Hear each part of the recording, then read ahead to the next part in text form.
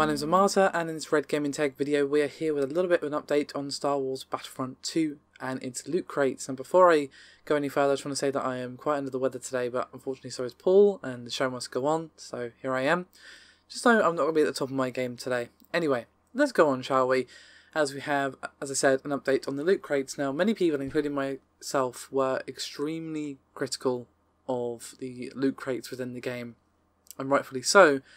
As, you know, not only was the core progression of the game tied to random loot drops for some reason, there was also serious pay-to-win concerns, as these were of course for the multiplayer and arguably gave players who paid a very big advantage. However, EA has changed some things in response to this feedback, and I'm going to go through what they've changed and go through my opinions on those changes. So, Epic Star Cards, which allow players to use extra abilities or weapons, will no longer be confined to loot crates. Players will either have to craft them or acquire them by buying the deluxe editions of Battlefront 2.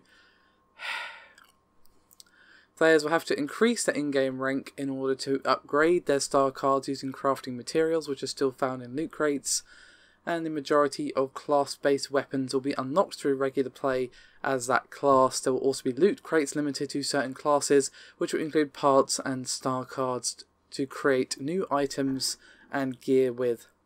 So, these updates do actually address several of the key concerns surrounding the loot crate system. As of course, you know, having your system entirely bound to loot drops was like, what? On what planet is it fun to not be able to progress because you got fucked by a dice roll? I mean, I don't even understand what stuffed suit thought that was a good idea, but at least they've changed it, I guess. However, the fact that they've made Epic Star Cards not appear in loot crates is great. That, you know, means that you can't directly just buy the best star card, or best tier of star card, I guess I should say, in the game. But obviously there's a lot of grey area in between the most common and then epic. So obviously there is still some advantage to be had, but obviously it is good rather that they have removed the epic star card chance from the loot crates.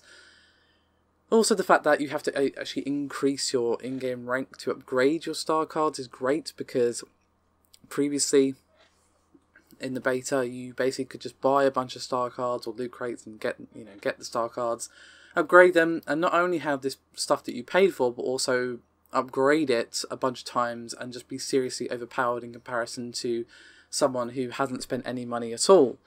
So that's good, actually linking it to in-game play. So if you want to upgrade your star cards, you have to have a lot more hours in the game, and obviously you'll be placed against people who have a similar amount of time within the game, a similar skill level, which probably means they have a similar amount of stuff. And of course the class-based weapons actually being unlocked through regular play is also good. However, this obviously does mean that some of the progression is still tied to loot crates, and of course, as I already said, there is still some pay-to-win concerns, because, well, again, while it's great that epic cards are not going to be available in loot crates, there's still a lot more within there. So, like, uncommon, rare, etc. However, due to the fact that you have to have X amount of time to upgrade your star cards, does mean that those star cards don't mean as much, so it's not as bad, but I still hate that they're in the game and that they're tied to progression, and they are going to be affecting gameplay. I just don't hate it as much, to be honest. So, one last thing, of course, is the class-based weapons. I just wanted to go back to that for a second. Like, that just does mean that the entire progression system isn't completely random, which, again, I don't know why they thought that was ever a good idea.